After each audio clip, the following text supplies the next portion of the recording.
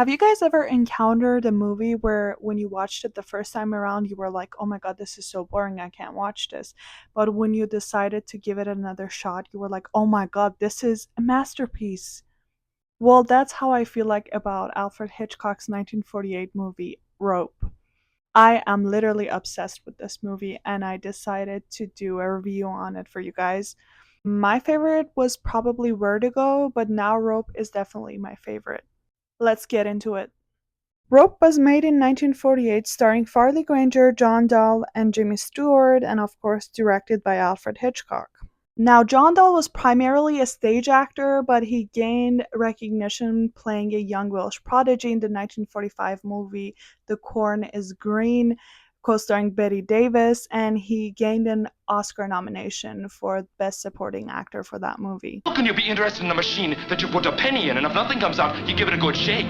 Evans, write me an essay. Evans, get up and bow. Evans, what is a subjunctive?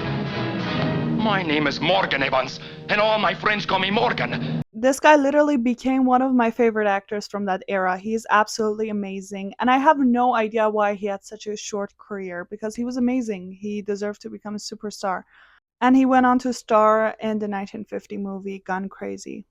Farley Granger was also pretty unknown when he starred in Rope. He had a good supporting role in the movie The North Star, made in 1943. We remembered them as if we'll go straight through without stopping, and we'll be there. We'll have done our work. Now, this movie was supposed to be shot in real time, and Hitchcock shot it in 10 different segments, each one lasting almost between like 7 to 10 minutes, which means all the actors had to have their lines memorized for that entire time. So if one person made a mistake, it would ruin it for everybody. And I respect all of them for that. I respect all the cast. Now let's get into the story. So the story stars John Dahl as Brandon and Farley Granger as Philip, and they are just two wealthy socialites living in a very luxury Manhattan apartment.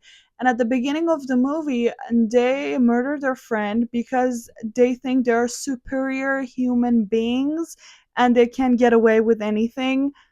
Now, it is obvious from the very beginning these two are gay and in a homosexual relationship, but because of all the censors back then, they couldn't really talk about it. But Hitchcock kind of gives it away. Brandon, how did you feel? When? During it?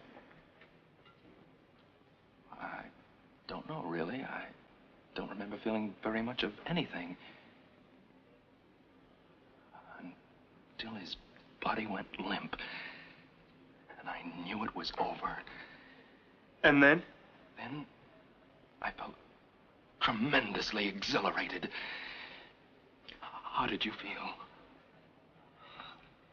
Oh, It is obvious that Brandon has some sort of a dominance over Philip in the entire movie. We see it over and over and over again. All right now, Philip? yes. Good. You better put those away. Put them in my checkbook drawer behind that metal box. And get back to that phone. I won't. Get back to that phone. Brandon, I can't. You've got to. No, he knows. Shut up. At some point in the movie, our boy Philip also gets mad at Brandon for bossing him around all the time. Got to have a drink, Brandon. Enough. You're not. Take your hand off my arm. Don't you ever again tell me what to do and what not to do.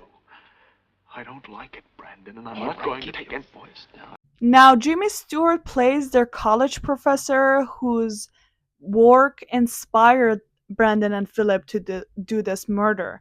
They were inspired by Nietzsche's philosophy and their professor Rupert.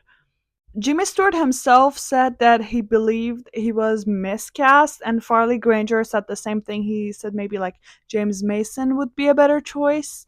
This was because Jimmy Stewart's character Rupert was also supposed to be gay in the movie, and he was supposed to like have had a relationship with Brandon in the past, but we don't really see that chemistry between him and Brandon or a hint that he is also gay, because Jimmy Stewart just plays a good detective. Like in Vertigo as well, he always plays a good detective. But other than that, I think he gave a really convincing performance, especially in the last part of the film.